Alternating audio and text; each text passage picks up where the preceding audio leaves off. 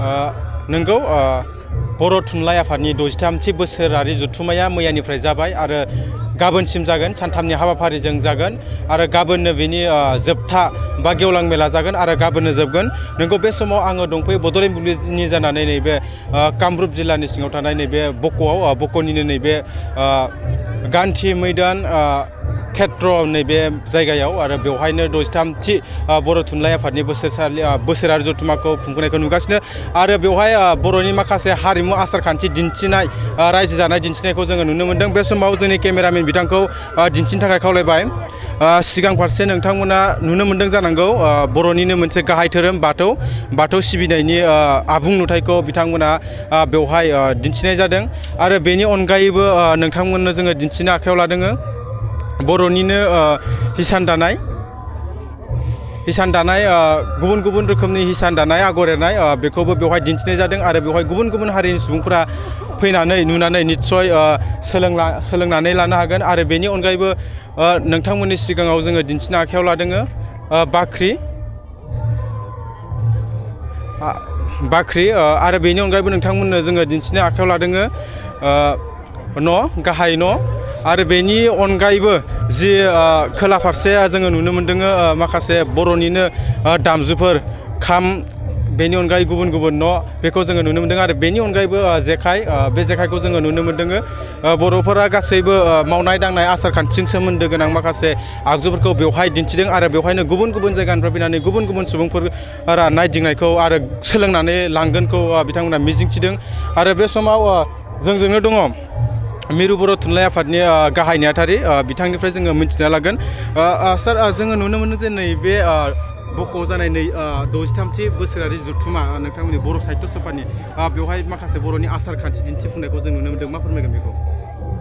थारैनो नैबे मोनसे जारिमिनारि जथुम्मा नैबे बक' हालामाव कामरुप जिल्लानि बक' हालामाव थानाय नैबे बक' ओनसोला आसलते बेखायनो जारिमिनारि जे बेवहाय बर'फोरनि अनजिमाया जोबोद एसेल' आरो अब्लाबोदि बिथांमोना जोबोद गाजा गोमजायै नैबे बर' थुनलाइ आफादनि जथुम्माखौ खुंदों बिथांमोना दासिम जोबोद मोजाङै खुंदों। मैया सानसे थांबाय दिनैबो सानसे थांसिगोन गाबोन सानसे दंबावो आरो दिनैसिम जि माखासे हाबाफारि जाबाय थादों जोबोद मोजाङैनो जालांदों। दिनै फुङाव आसामनि सोलोंथाइ मन्थ्रि बिथाङा फैदों, आसाम एसेमब्लिनि स्पिकार बिथाङा फैदों आरो बेनि अनगायैबो जोंनि माखासे गेदेमा सुबुं जेरै असम साहित्य सभानि माननिनां आफादगिरि बिथाङा फैदों, जोंनि असमियाफोरनि सासे गेदेमा सुबुं जयन्त बरुवा बिथाङा फैदों, बेनि अनगायैबो जोंनि बारग' मन्थ्रि थानेस्वर बर' बिथाङा फैदों आरो बेनि उनावबो जोंहा गोबां स्कलारफ्रा बेवहाय बाहागो लादों। जोबोद जाफुंसार हाबाफारि जादों आरो बेजों लोगोसे नैबे जों जि न'आव दङ एक्जिबिसननि मोनसे जोंनि बर'नि न'खर, बे बर'नि न'खराव जों दङ बेवहाय माने हाजार हाजार मानसि बेवहाय नायफैदों बेरायफैदों बिथांमोना माने रंजाफैदों। बयबो नैबे बर' थुनलाइ आफादनि बोसोरारि जथुम्माजों लोब्बा लाखिनानैनो बेवहाय माने हारि धोरोम जेबो बासियालासेनो बयबो फैदों। जिहेतु बक' ओनसोला जाहैबाय बेवहाय गुबुन गुबुन हारिफ्रा बांसिन दङ, बर'फोरनि अनजिमाया एसेल'। बेखायनो नैबे बर' थुनलाइ आफादनि 63थि बोसोरारि जथुम्मायावबो गुबुन गुबुन हारिफ्रानो बांसिन मदद खालामदों जों मिथिनायाव। आरो जोंहा गाबोन जोबथा सान जागोन। गाबोननि जोबथा सानाव आसामनि गिबि मन्थ्रि बिथाङा फैगोन, जोंनि बिटिआरनि चिफ बिथाङा फैगोन, बेवहाय जोंहा बर' कसारि वेलफेयार काउन्सिलनि चिफ बिथाङा फैगोन, राभा हासंनि चिफ बिथाङा थागोन। बेनि अनगायैबो जोंहा गेदेमा जोंनि सासे प्रफेसर कुमुद शर्मा बियो गाहाय आलासि आरो बेजों लोगोसे बर' थुनलाइ आफादनि उन्दै समनि बारग' लेङाइ आफादगिरि बिसेसर बसुमतारी बिथाङा जोंनि गाबोननि गाहाय बुंथिगिरि। दा बे हिसाबै जोङो दासिम नायोबा जों नुनो मोनो नैबे हाबाफारिया बे थांनाय साननैयाव जोबोद गाजा गोमजायैनो जाफुंगासिनो दङ आरो गाबोन सानसे दंबावो बेबो जोबोद मोजाङैनो जोबलांगोन बे जोंनि फोथायनाय। नोंथांमोना गाहायै गाबोनो मा मा हाबाफारि लादों आरो बेनि गेजेरजों नैबे बक' ओनसोलाव माबायदि मेसेज होनो सानदों? जोंनि हाबाफारि होननानै बुङोबा बांसिन सावरायनाया थान्दै मेलाव सावरायनाय जायो। दा जोङो मैया गिबि थान्दै मेल जालांबाय, दायो नैथि थान्दै मेल जोंहा जानो थांगासिनो दङ। मोनाबिलि 6 रिंगानिफ्राय जोंनि थान्दै मेला जागोन आरो जोंनि हारिनि इयुनाव माने राव थुनलाइ जोंनि माने हारिनि थाखाय जों मा मावगोन, बर' थुनलाइ आफादा मा मावगोन, जोंहा मा मा चेलेन्जेस दङ, जों बे चेलेन्जखौ माबोरैहाय बारनो हागोन, जोंहा मा जेंनाफोर दङ बेखौ जों माबोरै फोजोबनो हागोन बेफोरनि सायाव जोङो गोथौ आरो गुवारै सावरायगोन आरो दिनैनि बे सावरायमेल जोंनि जेनोखि थान्दै मेल बे थान्दै मेलाव जोंहा मेघालयनिबो फैदों मेघालय बर' थुनलाइ आफाद फैदों सोनाब बंगनि फैदों आरो दिल्लीनि फैदों दा बेजों लोगोसे नायोबा जों नुनो मोनो जोंनि माने बर' फिसाफ्रा बर' थुनलाइ आफादखौ गावनि होननानै साननानै लादों बियो जोबोद जोंनि थाखाय मोजां बाथ्रा नंगौ जोंहा गोबां जेंना दङ बे जेंनानि गेजेरावबो जों दिनै बर' थुनलाइ आफादा जोंनि हारिनि मोनसे राजनैतिक मोनसे आफाद हिसाबै बेयो हारिनिनो बाथ्राखौ बुङो हारिनिनो खामानि मावो बेवहाय रावहाबो सन्देह खालामनांगौनि जेबो बाथ्रा गैया जोङो राव थुनलाइनि अनगायै हारिखौ फोथांना लाखिनो थाखाय हारिमु बायदि रोखोमनि आसार खान्थि मावनाय दांनायाव माबायदि ओंखारबोनांगौ जोंनि सिनायथियाथ' गावनि राव थुनलाइ आरो जोंनि हारिमु जाय हारिया राव थुनलाइ आरो हारिमु गैया बे हारिया मालाबाबो हारि हिसाबै थांनानै थानो हाया बेखायनो बर'आबो मोनसे समाव जोबनायनि लामायाव फैबायमोन बर'फोरनि जोबनायनि गुदि जाहोना बेनोमोन जे बिसोर रावाबो गोमालांबायमोन बिसोरनि हारिमुवाबो सोलायलांबायमोन आरो जायनि थाखायनो जोंनि माखासेफ्रा जोंखौ नागारनानै एखेबारे गुस्लायथारलांबाय दा बेखायनो नै जोंनि सिनायथिखौ लाखिनोबा आरो जोंनि जेनोखि बड'फानि मोनसे सिमां बर' हारिखौ मास्टार रेस दानायनि जि सिमां बेखौ जुदि मोगथाङाव महर होनोब्ला जोंहा आंबो होनना बुंनांगोन आरो मोनसेया जोबोद गिथावथावा बेनो जाहैबाय जे दानि लाइमोनफ्रा बांसिनानो बिसोरो फेग्रा बेसादखौ बिराद मोजां मोनो जायफोरनि न'खराव बिमा बिफाया थिग गैया होबथानो हायाखै बिसोरनि गथ'फ्रा खिन्थु फेग्रा बेसादखौ बांसिन लायो जेरै जौआनो होन बायदिसिना ड्राग्सआनो होन बेफोरखौ लानानै बिसोरनि जिबना नस्थ' जानायखौ जों नुनो मोन्दों आरो खायसे दिनैनि दिनाव जों नुनो मोन्दों जे माखासे लाइमोनफ्रा बिराद मोजां फरायनायावबो गोसो होयो दा बे मोननै एंगेलखौ जोङो नायनो हायो बेखायनो जोंनिफ्राय खावलायनाया बेल' जे जोंनि जिनोखि गावनि इयुनखौ दानाय बे इयुनखौ दानायाव जों मानो आद्रि खालामनो जोंनि लाइमोनफ्रा बेबायदि फेग्रा मुवा जौ बायदिसिना जुवा बेफोरनिफ्राय गोजानाव थानांगौ बे जोंनि खावलायनाय आरो हारि दानायनि जि खामानि जि प्रक्रिया माहारिखौ दानायनि बे खामानियाव ओंखारबोनांगौ जोङो मोजां फरायनांगौ जोङो मोजां न'खरनि थाखाय जोङो सिन्था खालामनांगौ गावनि आइ आफाया दि मोनसे माने मोजां